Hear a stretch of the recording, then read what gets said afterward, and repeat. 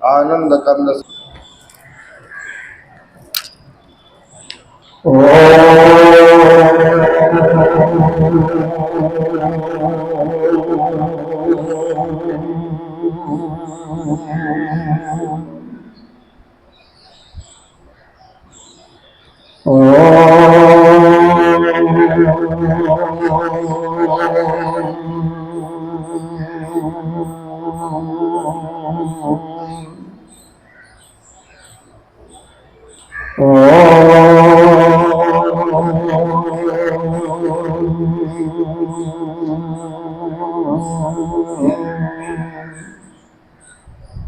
ओम शनायवतु शनो भुनक्तु शवीर्यं गर्भावहि तेजस्विनावधीतमस्तु मा विद्विषावहि। ओम शांति शांति शांति। शंकरं शंकराचार्यं केशवं बादरायणं शास्त्रभाष्यकृतौ वन्दे भगवन्तौ पुनः पुनः। ईश्वरो गुरुरात्मेति मूर्तिभेदविभागिने व्योमवद्व्याप्तदेहाय दक्षिणामूर्तये नमः। अखण्डमण्डलाकारं व्याप्तं येन चराचरं तदपदं दर्शितं येन तस्मै श्रीगुरुवे नमः। अज्ञानतिमिरान्धस्य ज्ञानाञ्जनशलाकया चक्षुरुन्मीलितं येन तस्मै श्रीगुरुवे नमः। गुरुर्ब्रह्मा गुरुर्विष्णु गुरुर्देवो महेश्वरः गुरुः साक्षात् परब्रह्म तस्मै श्रीगुरुवे नमः। त्वमेव माता च पिता त्वमेव त्वमेव बन्धो च सखा त्वमेव त्वमेव त्वमेव शरणं मम देव देव। गजाननं भोगवारिषेविदम् अभेदम्बो परचारुभक्षम् अवासनं शोकविनाशकारकं नमामि विघ्नेश्वरपादपङ्कजम्। अनंत श्री विभूषित नित्य प्रातः स्मरणीय वंदनीय अर्चनीय पूजनीय 1008 श्री पंचायती महानिर्वाच्य के वरिष्ठ श्रोत्री वरिष्ठ महामंडलेश्वर एवं उत्तर प्रदेश संत समाज के अध्यक्ष श्री सदगुरुदेव भगवान के चरणों में कोटि कोटि नमन। श्री महानिर्वाच्य के पीठाधीश्वर एवं आचार्य बीकानेर के राजगुरु श्रोती ब्रह्मनिष्ठ महामंडलेश्वर श्री स्वामी जी के चरणों में कोटि कोटि नमन बंधन। उपस्थित संत जनों की हृदयाकाश में स्थित आत्म स्वरूप को नमन करते हुए हम गीता जी का ध्यान करते हैं। ओम बालाय प्रतिबोधितां भगवतां व्यासेन ग्रथितां मध्ये महाभारतम् अद्वैतामृतवर्षिणी भगवती अष्टादशाध्यायिनी अम्ब संदधामि भगवद्गीते भगवद्गीतेशन् नमस्ते व्यास विशालबुद्धे प्रह्लादेन्द्रप्रणीतो येन प्रज्वलितो ज्ञानमयो प्रदीप प्रपन्नपारिजाताय प्रोत्रभितप्रभारै ज्ञानमुद्राय कृष्णाय गीतामृतदुहे नमः। सर्वोपनिषदो भावो लोभानन्दम्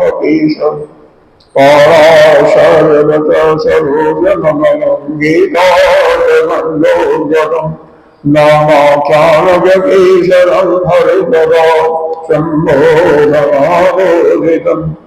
लोके सर्वनसदपदैर्वादीयमानं मुदो भूया भारतमङ्गलं बलिमलितघनशिना श्रेयस् महमङ्गलविराजानं मङ्गलं हरिः जगद्विभातमहं वन्दे परमानन्दमाधवं यं ब्रह्मा वरेन्द्ररुद्रमरुतः तस्मै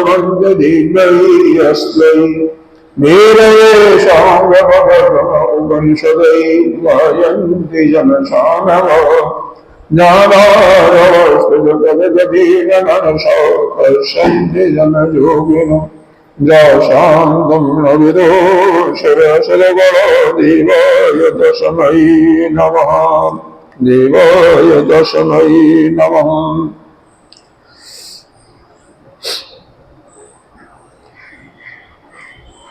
हम गीता जी के तीसरे अध्याय का 8वां श्लोक पढ़ते हैं।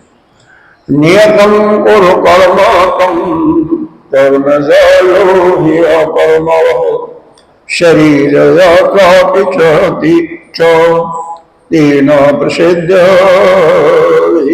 कर्मः।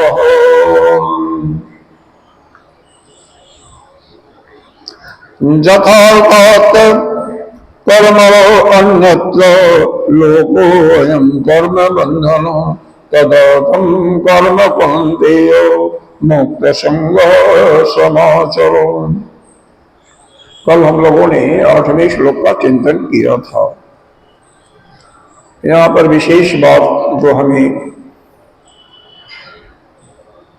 अपने हृदय में दृढ़ करना है कि अकर्मण यानी कर्मों का त्याग करने से कर्म करना श्रेष्ठ है। इसलिए निठल्ला कभी नहीं बैठना चाहिए। देखो, जब आदमी, कई लोग आश्रम में इसीलिए जाते हैं, घर से दुखी हो करके जाते हैं, चाहे वह कर्म से, चाहे वह किसी दूसरे के बात उनको सहन नहीं होती। तो आप कहीं भी जाइए, आपको भोजन मिलेगा, लेकिन कर्म तो करना ही पड़ेगा। नहीं कुछ तो गौ सेवा है, झाड़ू इत्यादि है, रसोई में सहयोग करना, वो भी नहीं है, नहीं कुछ कर सकते हैं, तो भजन तो करना ही है आपको। सुबह सुबह गुरु जी माला पकड़ा देंगे और आपको किसी से बात भी नहीं करना, मोबाइल भी नहीं देखना, केवल माला करते रहो, भगवान का जाप करते रहो।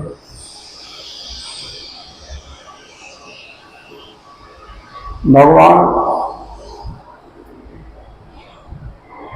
की हम प्राप्ति अपने स्वरूप की स्थिति को कहते हैं अपरोक्ष अनुभूति। क्यों इसकी चर्चा कर रहे हैं कि मंत्र का जाप करना अभी हमने लिया, मंत्र का जाप करते रहेंगे तो वो सबसे श्रेष्ठ है, न कर्म करने से बहुत ही श्रेष्ठ है। कोई भी कर्म वही श्रेष्ठ है जो दूसरों के लिए किया जाता है। तो यहां पर जप तप भी दूसरों के लिए ही करना चाहिए। कारण क्या है? जब हम दूसरों के लिए कर्म करेंगे, संसार के लिए कर्म करेंगे, तो हमारा जो आसक्ति है वह समाप्त होगी। शरीर से आसक्ति है, संसार से आसक्ति है, संसार की वस्तुओं से आसक्ति है, वह समाप्त होगी। और यही हमें करना है।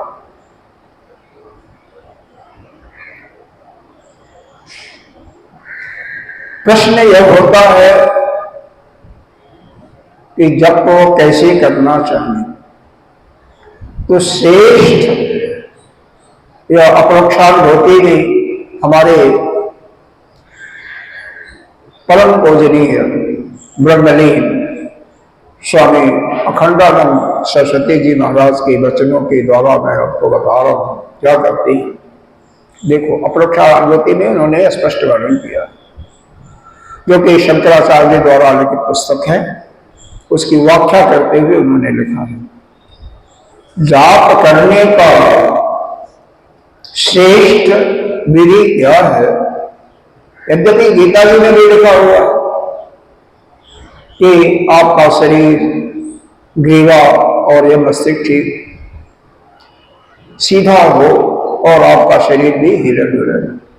उन्होंने कहा आसन बैठ करके ही, स्थित हो करके ही जाप करना श्रेष्ठ है। लेकिन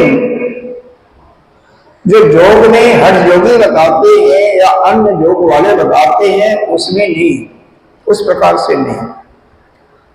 आपकी स्थिति उस ब्रह्म में हो जाए, जिसका चिंतन कर रहे उसमें स्थिति हो जाए, अपने आराध्य में, अपने आप ही आपको शरीर का कोई थकाने वाला होगा। घंटे, 2 घंटे, 4 घंटे अभ्यास आवश्यक है। क्यों? हम लोग मिलावटी भोजन करते हैं, हर एक चीज में मिलावट है, तो इस भोजन से शरीर भी ज्यादा देर तक किसी भी वहां पर किसी आसन का वर्णन उन्होंने नहीं किया। हालांकि सिद्धासन का वर्णन लास्ट में किया भी, एक सिद्धासन का वर्णन किया। कई आसन है, पद्मासन है, वीरासन है, सुखासन है, स्वस्तिक आसन है, वीरासन भी है। तो सिद्धासन ही सबसे श्रेष्ठ है। लेकिन उससे भी श्रेष्ठ क्या है, आप सुखपूर्वक जिस स्थिति में बैठे वही ठीक है, जिसमें लय भी न हो। लय का मतलब जानते हैं, ऐसा ना हो कि बैठे बैठे सो जाए, चाहे वो 6 घंटे के लिए हो, वो लय स्थिति नहीं हो जाए। इसीलिए सो करके, हालांकि हम भी जब शरीर थक जाती है तो लेट करके भी करते हैं, बात अलग है, लेकिन वह स्थिति नहीं है। श्रेष्ठ स्थिति वही है बैठ करके। आपकी स्थिति उस ब्रह्म में टिक जाएगी, लेकिन ज्यादा देर तक बैठने के लिए तो अभ्यास चाहिए। अब कोई कभी नहीं बैठा है और पहले दिन चाहे कि मैं 1 घंटा बैठूं, तो बहुत मुश्किल है। उसके सामने विषय है केवल मंत्र का जाप करना, चाहे ओम नमः शिवाय या गायत्री मंत्र है, ओम नमो नारायण और ओम नमो भगवते वासुदेवाय, किसी मंत्र का जाप कर रहे हैं कीजिए। लेकिन चित्त से जाप करना श्रेष्ठ माना गया है। चित्त से मतलब बोलना नहीं है।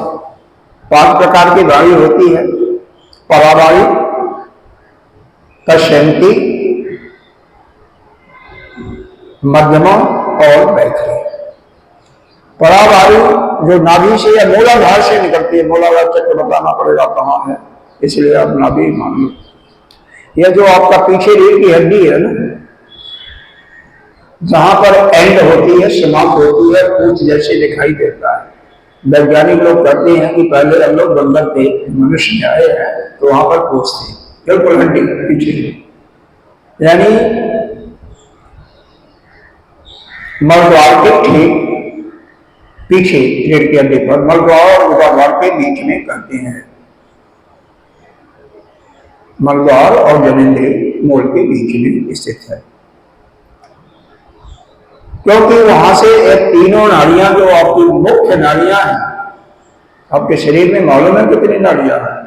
प्रश्नोपनिषद में आता है 101 नाड़ियां मुख्य, फिर हर एक में से 100 ब्रांचेस निकली हैं, फिर एक में से 72 हजार है, करोड़ों और मुख्य आपकी हैं। कैलकुलेशन करके देख लीजिएगा। मुख्य तो 101 ही हुई, लेकिन 3 विशेष मुख्य हैं, जिसमें ईड़ा, पिंगला और सुषुम्ना। सुषुम्ना नाड़ी कई नाड़ियों से ढकी होती है। यह नाड़ियां जब यहां से निकलती हैं, ऊपर जाती हैं ना, तो यहां पर जिसको तालु करते हो या क्या शब्द करते हो, यहां पर यह बिल्कुल कोई बढ़ा नहीं हुआ है, तैरती रहती है। इसीलिए बच्चों का, जो छोटे बच्चे पैदा होते हैं, ये बहुत कोमल स्थान है। माताएं बहनें उसको तेल लगा लगा करके उसको थोड़ी सी मजबूत करती है। हमारे सनातन धर्म में जगह जगह यह प्रथा है, कहीं टोपी लगाने का, कहीं पगड़ी बांधने का, इसको ढकने का। क्यों है? आप स्कूटर में चलते हो, हेलमेट लगाने का क्यों है?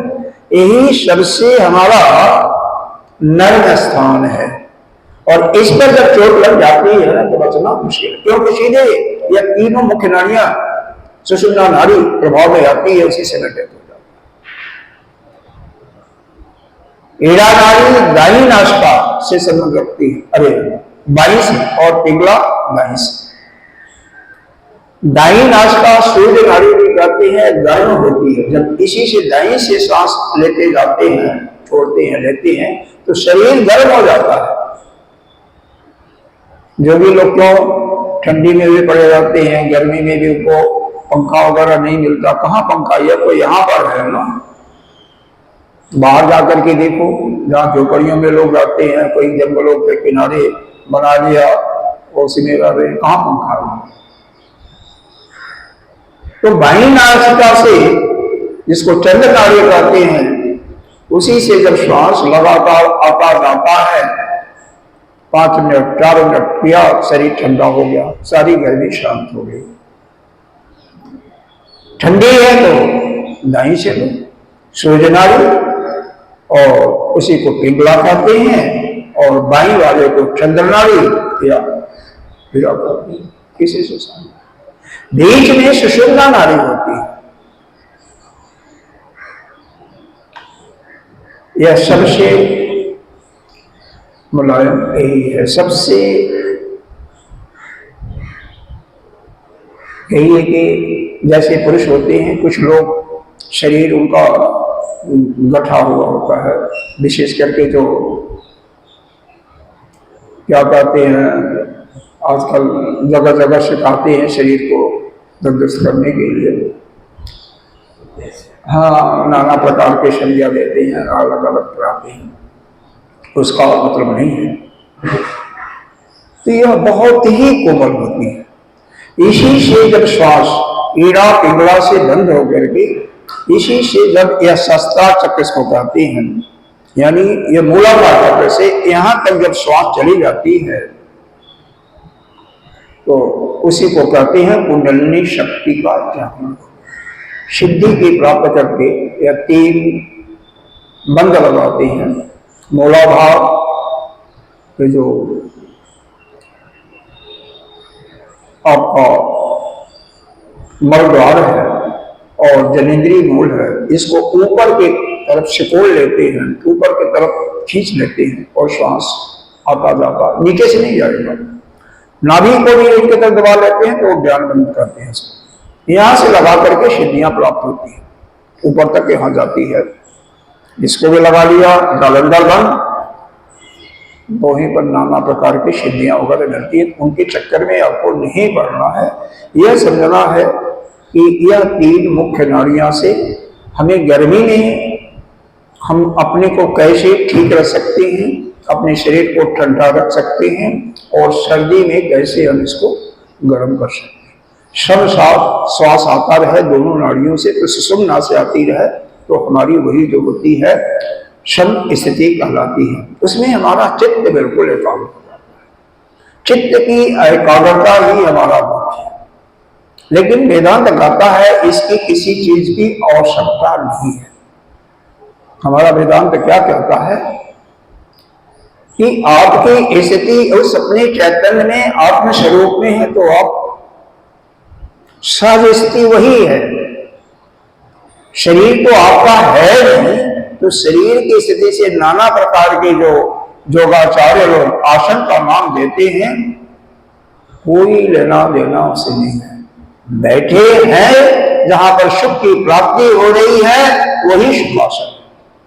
जहां शरीर में कहीं भी मन में दुख की प्रतीति हो रही है वह आसन नहीं है। उसको हम सुखासन या कोई अन्य आसन क्या संज्ञा। सुख पूर्वक बैठना ही सुखासन है और वह तभी संभव है जबकि आपका चित्त कहाँ लगा हो, अपने स्वरूप में, अपने आत्मा में, ब्रह्म में स्थित हो जाए।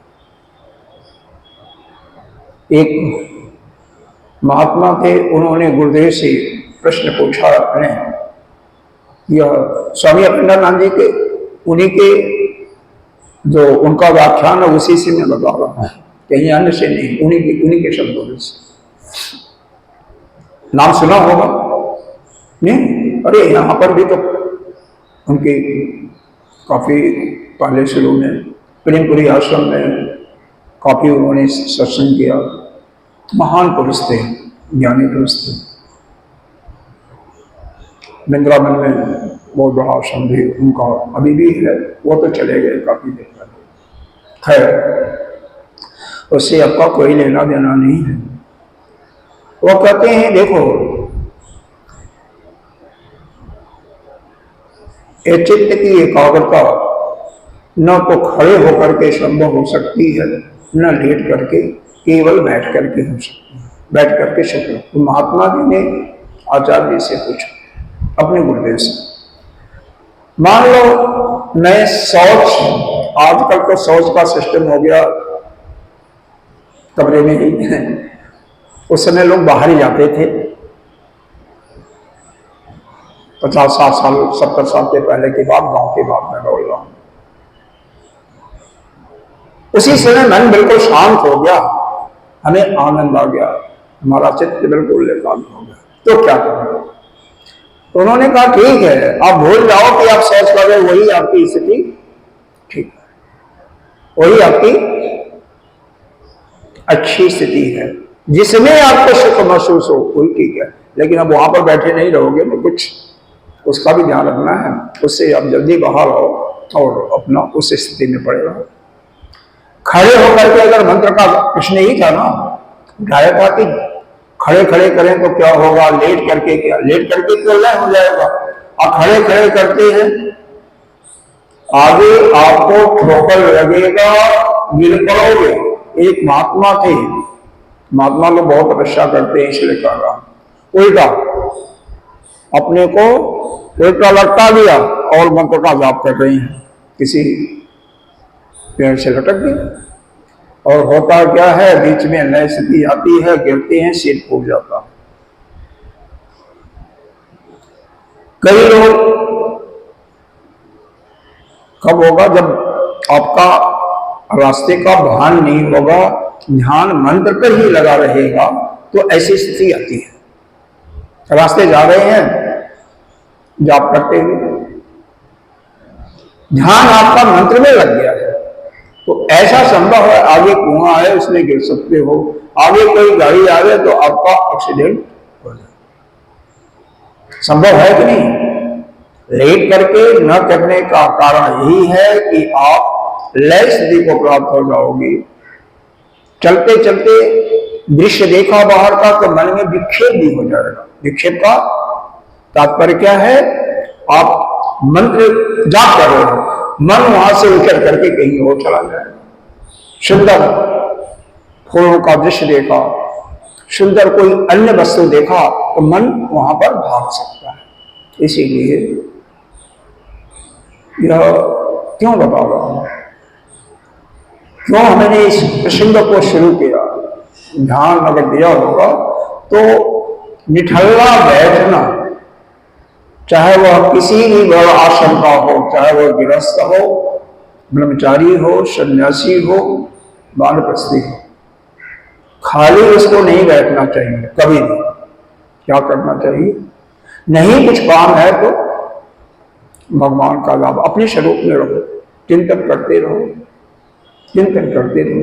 यहीं से यह प्रसंग शुरू हुआ। कहां से? इस 8वें श्लोक में जो आया था, तुम कर्म जायो ही अकर्म हो, अकर्मता यानी खाली बैठना, कर्म नहीं करने से कर्म करना श्रेष्ठ है। ठीक है, तो कभी भी खाली हमें नहीं बैठना चाहिए। काम तो वह सृष्टि किसकी बनाई हुई है? ब्रह्मा की। उसने काम दे रखा है ना, नहीं कुछ है तो करो, जब करो तपस्या करो, कुछ करते रहो।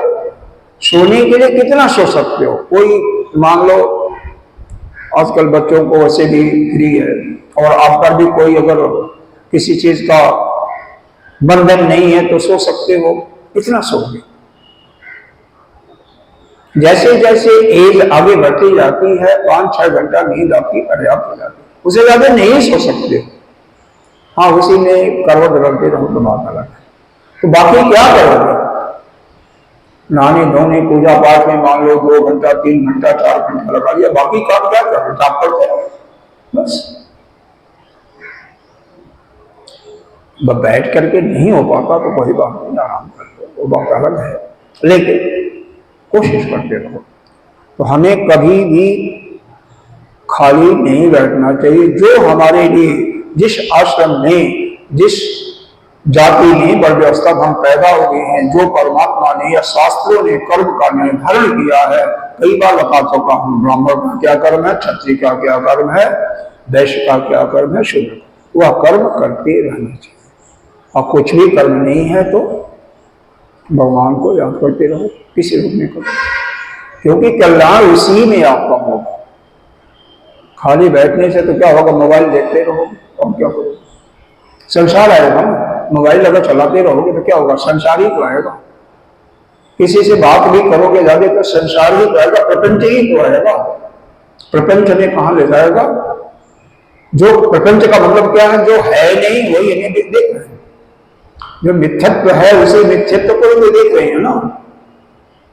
इसीलिए कभी भी कोई भी 2 आदमी हो तो वहां पर न तो खड़ा होना चाहिए न बैठना चाहिए, क्योंकि वो संसार की ही बातें कर रहे होंगे। इस चीज को अपने जीवन में अच्छी तरह से पुष्ट कर लो।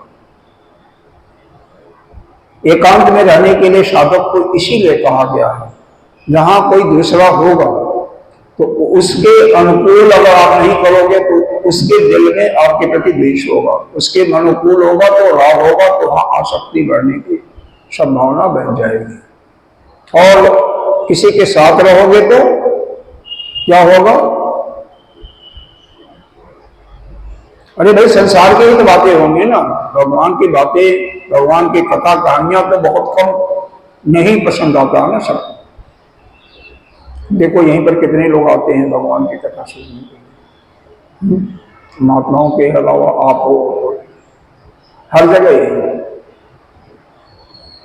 तो हमें जो है हमेशा अपने मन को, अपने ही चित्त स्वरूप, जो हमारा दृष्टा है, जो चैतन्यता है, जिस शक्ति से हमारी इंद्रियां काम करती हैं, मन काम करती है, उसी का चिंतन करना या उसी में लगा देना, बस यही है मूल बात है।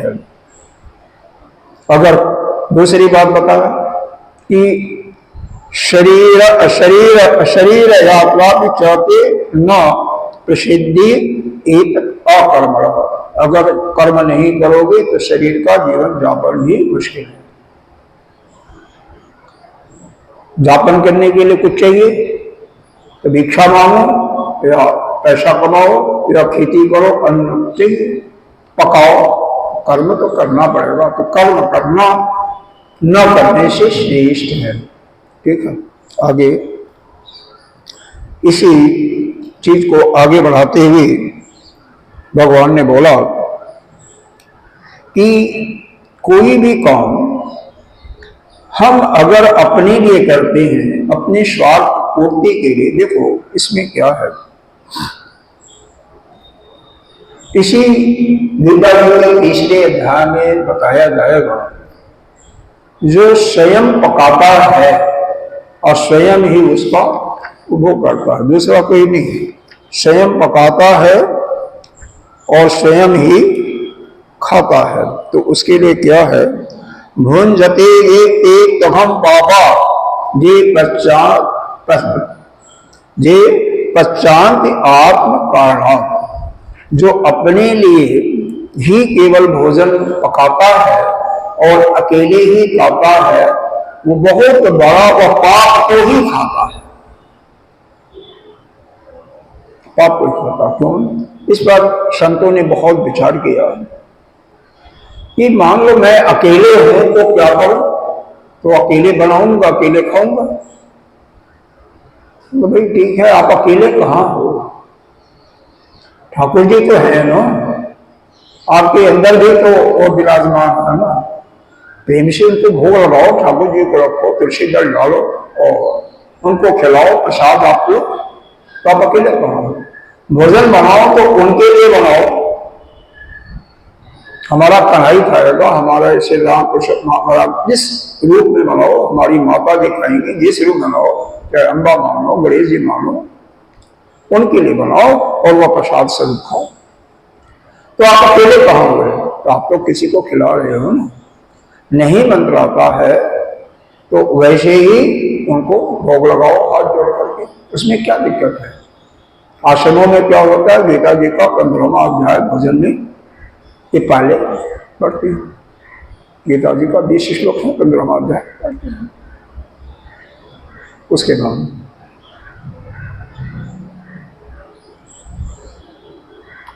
खैर जितना आए, जगने के पहले कम से कम माता पिता गुरु को प्रणाम करना ही चाहिए। ये शास्त्र में बताया गया है, शास्त्र का हमें पालन करना चाहिए। क्या बताया गया, कराग्रे बस्ते लक्ष्मी, कर मध्य सरस्वती, कर मूले स्तो गोविंदा। जब कोई लोग ब्रह्मा प्राप्ति है उसका दर्शन करना चाहिए, प्रभाते कर दर्शन। उसके बाद समुद्र वसनी देवी पर्वत स्थित मंडले विष्णु पत्नी नमस्तभ्यम प्रातः स्पर्श। काला पैर जमीन पर रखने के पहले पृथ्वी मां को प्रणाम करना चाहिए। समुद्र वसनी देवी क्यों कहा गया, भगवान विष्णु की पत्नी रही हैं। जब 12 भगवान के रूप में अवतार लिए थे, साल भर तक भगवान पृथ्वी के साथ में ही रहते, पृथ्वी नहीं, इनकी जो अधिष्ठात्र देवी है उनके साथ में उनकी बात हो रही है। तो ये पृथ्वी भी विष्णु की पत्नी है, ठीक है। इसलिए समुद्रवसनी देवी पर्वत स्थित मंडली विष्णु पत्नी नमस्तभ्यम प्रातः स्पर्श समस्ये। यही कुछ तो वैसे कर सकते, माता पिता गुरु, अरे भगवान ने किया है, प्रातः काल उठती रघुनाथा, माता पिता गुरु नमः माता। क्यों यह रामचरितमानस क्यों पढ़ते हो, खाली पढ़ने से नहीं होता है, उसमें जो आचरण बताया गया है वह को नित्य करने के लिए, अपने जीवन में उतारने के लिए। और केवल जो है रामायण का पाठ तो नित्य करता है और बाद में अपना उच्छृंखल व्यवहार करता है, वो तो बिल्कुल बेकार है। वो तो करना न करना, बल्कि करने में भी वो अपना समय बेकार में लगाता है। एक लाइन में पढ़ते हो तो उसमें अगर कुछ आपके लिए है निश्चित रूप से, चाहे गीता जी हैं, चाहे रामचरितमानस रामायण है, हर चौपाई में, हर दोहे में, हर श्लोक में ज्ञान की चर्चा की गई है। कुछ न कुछ जो है उसको पालन करना चाहिए, ठीक है। यज्ञार्थम कर्म कर्मलो, तो यज्ञार्थम, यज्ञ के लिए कर्म करना क्या है, अपना करते हैं, अपना व्यापार भी करते हो, सब कुछ करते हो। जब ज्ञान का मतलब ऐसे तो होता है जब दान तप इत्यादि जो वेद में बता गए, लेकिन ये नहीं, बाकी अन्य भी कार्य करते हो, लेकिन अपने लिए न करके समाज के लिए करते हो, जो उससे बल की प्राप्ति होगी हम खुद ही नहीं करेंगे। हमारे सनातन धर्म में गांव में तो अब तो खैर पता नहीं, पहले यह नियम था, जो पहली लाश आती थी, और यहाँ पर पंजाब में तो अभी भी बहुत ज्यादा है, और औगर करते थे, वह निकाल करके जो मंदिर होता था, आश्रम होता था, उनको पहुंचाते थे। जो भी पास में 2 मील 3 मील 4 मील की दूरी पर कोई न कोई आश्रम या मंदिर है, वहां पर पहुंचाते थे। अभी भी गांव में तो करते हैं, और हमें भी है कि जो भी हमारी इनकम है कम से कम उसका 10वां हिस्सा तो दान करना ही चाहिए। उससे क्या होता है, धन की शुद्धि होती है। सत्संग मान लो घर पर कराते हैं तो उससे उस स्थान की शुद्धि होती है। भगवान को अर्पण करके भोजन करते हो तो भोजन की शुद्धि होती है। स्नान करते हो तो नित्य स्नान करते हो। कभी सोचा है? नहीं सोचा होगा। सोचिए, जो कुछ आप करते हो प्रारंभ से, जगते से लेकर के अंत तक, सोने तक, सोचो क्यों कर रहे हैं। उससे आपके शरीर की शुद्धि होती है, शरीर की गंदगी हटती है, मंजन करते हैं तो यह मुक्ति शुद्धि है। हर एक काम में जो, इसीलिए कहा जाता है शास्त्र जो है शासनात्, शासनातः यह स शास्त्र, शास्त्र हम पर शासन करता है। शासन करने का मतलब हमें बताता है कि कैसे हम अपना जीवन यापन करना चाहिए। शास्त्रों को पढ़ा और उसको अनुभव में नहीं लाया तो फिर बेकार हो गया ना। शास्त्र में बताया गया है कि भोजन की शुद्धि में कहां से अन्न आया उसकी भी शुद्धि होना चाहिए, यानी ईमानदारी के ही पैसे से खरीदना चाहिए, खाना वही खाना चाहिए। बनाते वक्त भी, भोजन बनाते वक्त भी मन में कोई विचार न आए, देश की भावना, राष्ट्र की भावना न हो। इसीलिए बाहर होटलों में महात्मा लोग नहीं खाते हैं, आजकल की बात छोड़ दी, स्वपाकी होते थे। कारण क्या है? जिसने बनाया है उसके मन में क्या चल रहा है, किसके प्रति राग है, किसके प्रति द्वेष है। शरीर का गंदगी तो अलग बात है, वो तो सभी लोग दूर करते हैं, लेकिन मन में अंदर क्या है, जो अंदर होगा वही भाव आएगा ना। वो अन्न कहां से आया है उस पर तो हमें विचार करना चाहिए। 1 मिनट का एक दृष्टांत दे देते हैं। एक महात्मा थे, एक सेठ के घर गए, उन्होंने, सेठ ने बहुत बढ़िया दावत पर बुलाया था, बहुत अच्छे तरीके से खिलाया पिलाया। अंत में ये जहां पर रह रहे थे वहीं पर हार पे एक, ये होता है गले में सोने का हीरा जड़ित उनके वाइफ का माला टंगा था, उसको क्या कहते हैं स्त्रियों का सुहाग के रूप में, तो उसको फिर जाते समय उन्होंने अपने थैले में रख लिया। बाद में जब उस भोजन का सब कुछ शरीर से निकल जाता है, उन्होंने जाकर के कुछ ऐसी दवा ली कि सब कुछ दस्त आया और सब कुछ निकल जाता। जब 2 दिन के बाद बिल्कुल स्वस्थ हो जाते हैं, उनको चिंतन ये हुआ कि भाई यह हमने ऐसा क्यों किया। कभी चोरी करने का कोई मतलब नहीं है। सेठ के घर आते हैं बिना बुलाए अपने यहाँ, कहते हैं सेठ हम तुमसे इन्हें काम है, यह बताओ कि कल जो भोजन कराया था तो पता करो कि वर्ण कहां से लाया था, कैसा आया था। पता करता है, सेठ को मालूम होता है कि वह तो अन्न किसी के द्वारा छीना गया था, मतलब गलत कमाई का अन्न था। उन्होंने कहा देख, इसी कारण से तूने चोरी करके लाया था धन, छीनने का मतलब चोरी हुआ,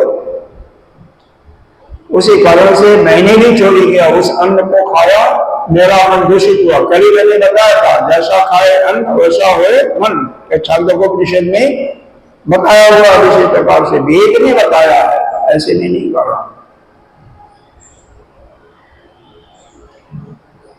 अब जब मैंने उसको सब कुछ निकाल दिया, मेरा मन शुद्ध हुआ, तो मेरे को यह इसका पश्चाताप हुआ कि मैंने क्यों लिया, ये दिया उसको हैंडल करो। इसलिए कभी भी जो भी भोजन करो वह शुद्ध कमाई का ही हो। बनाते समय भी, अरे एक स्त्री थी, पड़ोसी से झगड़ रही थी, यह सत्य घटना है, क्रोध में बिल्कुल चकनाचूर हो गई थी, लाओ आके लाओ, प्यारा लाओ। उसी समय रोता हुआ लड़का आ गया कहीं से, 4-6 महीने का लड़का, जो चलता होगा तो 6 महीने से ज्यादा होगा तभी वो चलते हैं। उसको दूध पिलाया और पिलाते ही वो चला जाता है, क्योंकि विष बन जाता है। जब आपके मन दूषित होता है, क्रोध आता है, तो क्रोध से विष बनता है। और उसी मन से अगर आप बच्चे को दूध पिलाओ या खाना बनाओ, जो भी है, चाहे स्त्री है चाहे पुरुष है, तो वह भोजन विषाक्त होता है और उसका आपके शरीर पर, मन पर बहुत ही उल्टा प्रभाव पड़ता है। इसीलिए भोजन खाते समय कहाँ से अन्न आया है, अन्न की शुद्धि पर भी ध्यान देना चाहिए। बनाने वाले के भी हृदय शुद्ध हो, इसीलिए हर जगह नहीं खाना चाहिए। अभी भी कई ऐसे संत हैं कि जो कि हर जगह नहीं, सबके यहाँ, सब भक्तों के यहाँ भी नहीं खाते हैं। जिसके यहाँ जानते हैं कि ठीक है वहीं पर खाते हैं, बाकी के यहाँ भोजन नहीं करेंगे, पानी पी लेंगे बस, जैसे आगे नहीं करेंगे। हमारा तबीयत ठीक नहीं है, हमने देखा है बड़े बड़े संतों को, जाएंगे बस पानी लिया, ठीक है हमारी इच्छा आज नहीं है,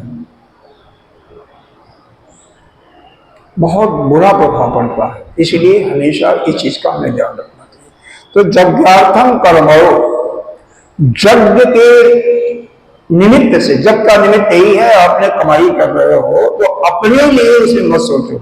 जब समाज के लिए हम सोचते हैं कि यह समाज का इससे कल्याण होगा, हम जाप भी करते हैं तो भी समाज का भला होगा, ऐसा जब भावना होती है, इस भावना से कोई भी कर्म हम करते हैं, केवल यज्ञ ही नहीं, दान ही, तप ही नहीं, व्यापार भी करते हैं तो भी जो निश्चित आवश्यक है प्राप्त वही हम लेते हैं, उससे ज्यादा नहीं लेते हैं, उससे ज्यादा नहीं लेते हैं। तोड़ते हैं किसी चीज को तो ठीक ठीक तोड़ते हैं, किसी को कम नहीं देते हैं, वो भी यज्ञ की ही भावना है। जब तो यज्ञ के रूप में, यज्ञ के निमित्त मानते हुए अगर जो कर्म करता है कर्मणो, तो उसका तो मुक्ति होता है। मुक्त संग समाचार, तो उसकी आसक्ति से मुक्त हो जाता है, और जब आसक्ति उसकी चली जाती है उसका कल्याण होता है। बाद में क्या, अन्यत्र लोको वयम कर्म नमः, अन्यत्र, अगर यज्ञ के भावना से अतिरिक्त कोई कर्म करता है तो लोको अयम कर्म बंधन, तो इस संसार में उसका बंधन होता है। यानी पुनरपि जन्मं पुनरपि मरणं पुनरपि जननी जठरे शयनम, ये संसारे बहुदुस्तारे आयुवारे, बारंबार जन्मना बारंबार मरना ही। ठीक है, तो हमें क्या करना चाहिए, जो भी हम कर्म करें नित्य भगवान की जो कर रहे हैं, कोई परिवर्तन की जरूरत नहीं है, उसी को बस केवल अपने लिए करते हैं तो हमारे अंदर स्वार्थ की भावना आती है। अभी बताया ना, पाप हम खाते हैं, केवल अकेले खाते हैं। परिवार के लिए करते हैं एक निश्चित 4 5 2 जो भी हैं, तो उसमें आसक्ति हो जाती है परिवार के प्रति। मान लो आप 3 हो, आप हो, आपकी वाइफ है, आपका बेटा है, सिर्फ उनके लिए कर्म कर रहे हो, तो बेटे से और वाइफ से आसक्ति होना लाजमी हो जाता है, अवश्य आता है, यानी उस पर आसक्ति बढ़ जाती है। आसक्ति का मतलब क्या है? ज्यादा नित्य प्रति उसी से बात करना, घर से गए वो फिर भी आप बिना मतलब के बातें कर रहे हो। बेटा कहीं चला गया तो उसके बिना परेशान हो रहे हो, पत्नी को कुछ हुआ या बेटे को बुखार आ गया तो दुख तो उसको होगा, लेकिन आप दुखी हो रहे हो। क्यों दुखी हो रहे हो? आपका कर्तव्य तो है, कर्तव्य करो ना, उसको दवा दो, उसको हॉस्पिटल ले जाओ, दवा दो, से काम है आपका। सेवा कहीं करनी, सेवा करो। दुखी होने का क्या मतलब है? इसका मतलब वह आसक्ति के कारण ही दुखी हो रहे हैं, उससे आप आसक्त हो गए। तो वही आसक्ति का त्याग कैसे होता है? जो हम इस शरीर से जो भी कर्म करते हैं वह सभी के लिए करते हैं, वहां पर कोई अपना पराया नहीं होता है। कि भूखा आ गया, उसको भोजन खिला दिया, नहीं भोजन है पानी ही पिला दिया, जो भी है कुछ कर दिया, तो उससे हमारे अन्न की शुद्धि होती है और हमारा मन पायस होता है, पवित्र होता है, हमें किसी से आसक्ति फिर नहीं होती है। तो इसीलिए यहाँ पर भगवान ने बहुत सुंदर शब्द दिया, जज्ञार्थ कर्म मुक्त, जब अन्न करेंगे तो मुक्त संग समाचार हो जाएगा। मुक्त संग, तो उसकी आसक्ति यज्ञ की भावना से जब कोई कर्म करता है तो संग, संग कहते हैं आसक्ति को, संग से उसकी मुक्ति समाचार समान रूप से हो जाती है। और फिर अन्यत्र लोको अयम कर्म, अगर अन्य यानी यज्ञ के निमित्त से अलावा, यानी अपने लिए, परिवार के लिए अगर कोई कर्म करता है तो लोको यज्ञ इस संसार में उसका बंधन होता है, यानी बारंबार जन्मना फिरना। तदर्थम, इसलिए हे अर्जुन, तुम यज्ञ के निमित्त से, तदर्थम का मतलब केवल यज्ञ के निमित्त से कर्म करो और मुक्त हो जाओ। तो हमें यह कर्म, क्योंकि यह कर्म का ही, ये 30वां अध्याय का नाम ही कर्म योग है, तो कर्म हमें कैसे करना चाहिए उसी के विषय में वर्णन किया। जो भी हम कर्म करें उसमें केवल अपना कल्याण न हो, अपने परिवार के लिए ही ना करें, बल्कि सभी के लिए करें। देखो, इसके लिए और एक छोटा सा दृष्टांत देते हैं। आप जिस समय बचपन में रहे होंगे, आपकी माता भोजन बनाती रही होंगी, तो वहां पर 4 रोटियां कहिए या 4 ग्रास निकाला जाता था। पहला हिस्सा गौओं को खिलाते थे, शायद आप लोगों को ध्यान होगा, नहीं होगा, ये क्या नाम इनका ध्यान नहीं आ रहा है। यह देखा हुआ माँ को भोजन बनाते हुए छोटे रहे होंगे तो गाय का हिस्सा निकालती रही होगी, चींटियों के लिए निकालते थे, कौओं के लिए, और बाद में कुत्ते के लिए। पहला रोटी गाय के लिए, दूसरा चींटी, कौआ, और फिर कुत्ता भी प्राणी है, उसके लिए भी। फिर बाकी अब आजकल क्या होता है, पति को जल्दी जल्दी जाना है तो उसको पहली रोटी उसी को खिलाना है, क्योंकि वो जाएंगे, तो इसीलिए पति कैसे हो जाती हैं, गाय जैसे हो जाती है। गाय का स्वभाव क्या है मालूम है सबको ना।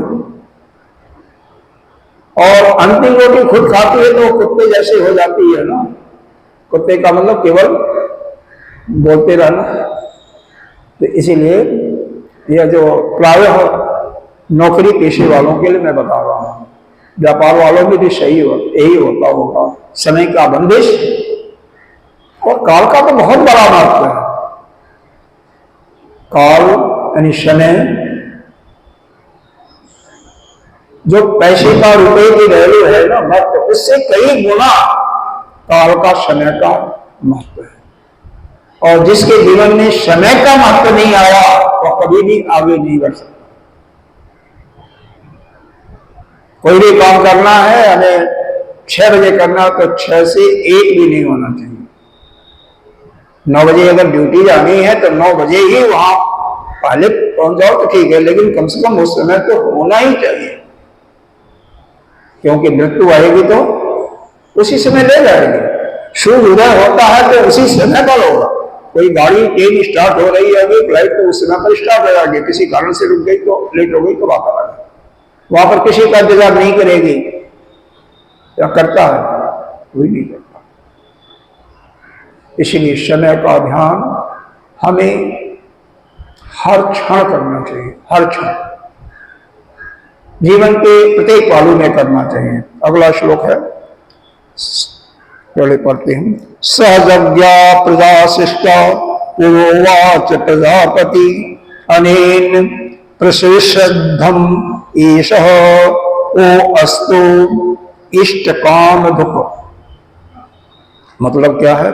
सहजज्ञा, सहजज्ञा का यहां पर भाष्यकार ने बताया है तीनों वर्ण के लिए, चौथे वर्ण के लिए नहीं बताया है, क्योंकि चौथे वर्ण का काम केवल सेवा है।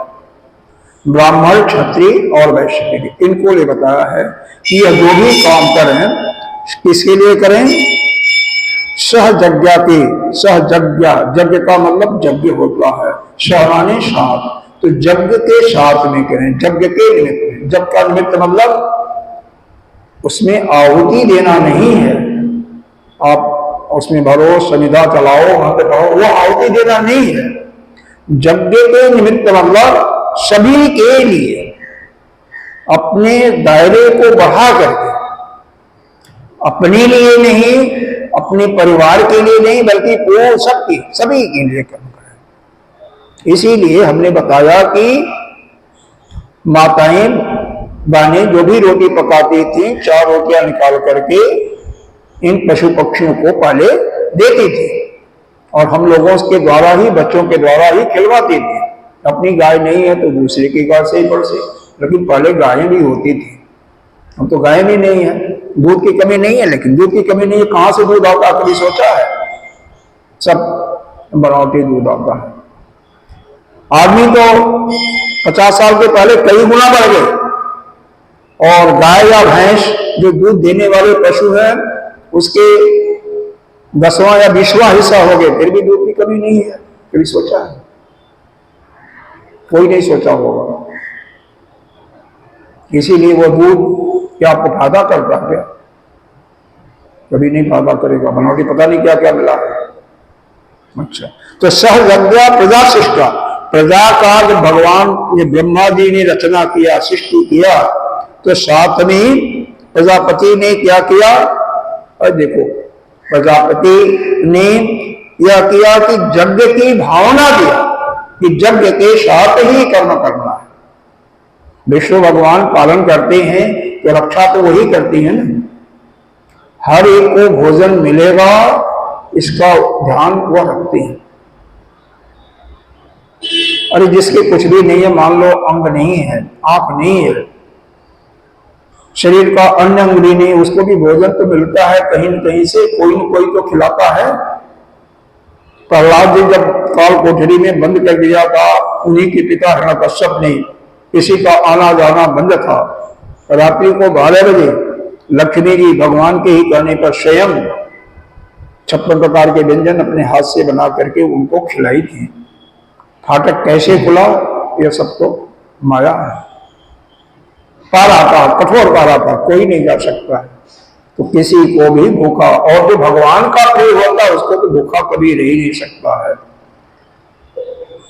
अरे दूर दराज नर्मदा जी की जब हम परिक्रमा कर रहे थे तो ऐसे देखे कि दूर दराज संत पड़े हुए हैं, कुछ नहीं है, लेकिन कोई भी भूखा नहीं सोता, बल्कि जो आ जाता है उसको भी, उसका भी पेट पूरा भर के खाना। हाँ, जेल का स्वाद नहीं होगा, लेकिन भोजन तो उसको भी मिलेगा। तो वह परमात्मा ही शरीर का ध्यान रखता है। इसीलिए कहा सहजज्ञा प्रजा शिष्टा पुरोवाच प्रजापति, प्रजापति का मतलब ब्रह्मा जी ने। तो ब्रह्मा जी ने जब सृष्टि किया तभी यह तीनों वैश्यों को, ब्राह्मण क्षत्रिय वैश्य को क्या किया, उनको यज्ञ की भावना के सहित कर्म करने के लिए निमित्त बनाया कि कोई भी कर्म करो तो यज्ञ के सहित कहा, यही कहा था उन्होंने। अनेन का मतलब यहां पर यज्ञ के साथ, यज्ञ के निमित्त से यदि कर्म करोगे तो क्या होगा, प्रसविशद्धम। प्रसविशद्धम का मतलब होता है आपकी वृद्धि होगी, मतलब आपका धन भी बढ़ेगा, आपका परिवार भी बढ़ेगा, चारों तरफ से आपकी उन्नति होगी। प्रसविशद्धम, इसमें भास्कर ने इसका अर्थ लिखा प्रसव वृद्धि उत्पत्ति। प्रसव के फलस्वरूप ही तो संतान पैदा होती है, पशु भी पैदा होते हैं, गाय है तो गाय का बछड़ा होगा, उसका भी। तो यह सबकी प्रजाओं की वृद्धि कैसे होती है, जब हम यज्ञ के निमित्त कोई कर्म करते हैं। यहाँ यज्ञ का अर्थ पहले ही बता दिया गया था, केवल यज्ञ करना ही नहीं, यज्ञ करना तो है ही है, दान तप वो तो है ही है, लेकिन जो अन्य अपने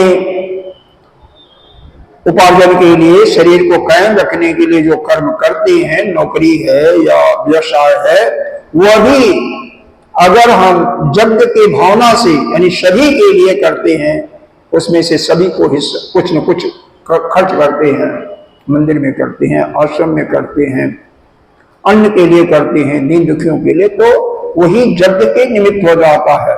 तो उससे क्या होता है, वो तुम क्या हो गए, इष्ट काम दुख। इष्ट काम दुख का मतलब, काम दुख का मतलब जो भी तुम्हारी कामना है, काम का मतलब कामना, जो इच्छा है, इष्ट मतलब जो भी तुम्हारी इष्ट इच्छाएं हैं, वो सारी इच्छाओं की पूर्ति होगी, सभी भोगों की प्राप्ति तुम्हें होगी। जो तुम चाहते हो वो अस्तु इष्ट काम दुख। इष्ट काम दुख का मतलब इष्टान अभिप्रेतान कामान फल विशेषान दुख भी। तो जो कुछ आपके मन के अंदर भावना है, आप कहा नहीं रहे हो किसी से, लेकिन जो भावना आई है वह सभी भावनाओं की पूर्ति होती है। तो इसलिए पहले ही बताई दिया कि कर्म हमें खाली नहीं रहना, पहला चीज। अकर्मण्य से कर्म करना श्रेष्ठ है, विशेष करके महात्माओं के लिए आता है। और आजकल तो नवयुवक भी खाली बैठने में बहुत अपने को आनंद लेते हैं, जो मोबाइल चलाते हैं ना, वो सब खाली बैठना क्या अपने को और गर्त में ढकेलना होता है। एक चीज शायद नहीं जानते होंगे, मोबाइल चलाने से दो चीज तो आप जानते ही होंगे। पहली चीज कान खराब होता है, दूसरी चीज नेत्र और कान दोनों को खराब होता ही है, और विशेष में आपका मन खराब होता है। हाँ, सत्संग सुन रहे हैं तो ठीक है, कई बढ़िया चीज आते हैं, समाचार भी आता है, वो तो ठीक है, लेकिन अगर आप 2 घंटे 4 घंटे का भी 10-20 लोगों का सर्वे करोगे तब मानोगे तो उसमें अधिकांश लोग 90% या 99%, 95% ऐसी चीजें देखते हैं कि जो कि उनके स्वास्थ्य के लिए भी हानिकारक है, उनके मन के लिए भी हानिकारक है, और उनका जीवन भी उससे चौपट ही होता है। तो ऐसा कर्म हमें नहीं करना चाहिए। कम से कम सोने के 1 घंटा आधा घंटा पहले मोबाइल बंद करके कहीं रख देना चाहिए। अरे जो कुछ होगा होगा, हो जाने दो, किसी कोई होगा ना, कोई फर्क नहीं पड़ता। जो डिस्टर्ब ध्यान करो तो भी मोबाइल बंद ही होना चाहिए, यह सब ध्यान रखना चाहिए। मन करके छोड़ दो, तभी तो आप 9:30 तक कम से कम सो सकते हो। और मोबाइल चलता रहेगा 11 बजे तक सोगे तो सवेरे उठोगे ले, तो ब्रह्म मुहूर्त में कैसे जगोगे? इस चीज पर ध्यान रखोगे। सहजज्ञा प्रजा शिष्टा पुरोवाच प्रजापति, ब्रह्मा जी ने सृष्टि की रचना करते समय ही यह लोगों के अंदर यह भावना लाया, जो भी प्रजाओं की सृष्टि की, कि यज्ञ के साथ ही काम करना चाहिए, यज्ञ के निमित्त ही कर्म करना चाहिए। अर्थात यह शरीर आपका संसार से है, संसार से संबंध रखता है, तो तुम्हें संसार के लिए ही कर्म करना चाहिए। और अनिल यानी इसी प्रकार से ऐसा यदि तुम कर्म करोगे तो क्या होगा तुम्हें? अन्येन का मतलब यज्ञ के रूप में, यज्ञ के रूप में, यज्ञ के निमित्त में तुम करोगे तो क्या होगा? प्रशस्धम, यानी तुम्हारी वृद्धि होगी, तुम्हारी प्रजा की वृद्धि होगी, पशु की वृद्धि होगी, तुम्हारा कल्याण होगा। और वो अस्त इष्ट कामधुक, और जो तुम्हारे मन की कामनाएं हैं, मन की इच्छाएं हैं, उनकी भी वैसा ही तुम्हें भोग की भी प्राप्ति होगी। समझ में आ रहा? तो इन चीजों पर विशेष ध्यान देना। निठल्ला नहीं बैठना, खाली नहीं बैठना, जप करते रहो। जप जिस स्थिति में आपका मन उस परमात्मा में लगे, ब्रह्म अपने स्वरूप में लगे, वही स्थिति सबसे ठीक है। कोई जरूरी नहीं है कि हम पद्मासन में बैठे या वीरासन में बैठे, तो सहज स्थिति है उसमें बैठो जिसमें सुख मिले, बस। आसन का पतंजलि जी ने भी यही दिया है, जिसमें सुख और स्थिरता पर लोग बैठे वही आसन है। और दूसरी बात, हम यज्ञ की भावना के साथ करें। और क्या आया था? यज्ञ के साथ करोगे, यज्ञ करोगे तो लोगों के संसार में बंधन नहीं होगा। उसके अतिरिक्त कर्म करोगे तो संसार में बंधन प्राप्त होगा। और यज्ञ के निमित्त ही कर्म करोगे तो आप जो भी मन इच्छित भोग की इच्छा होगी उसकी भी पूर्ति वही परमात्मा करेगा, और साथ ही आपकी प्रजा की भी वृद्धि होगी और आप सुख चैन की नींद होगी। इसी के साथ हम इसका समाप्त करते हैं।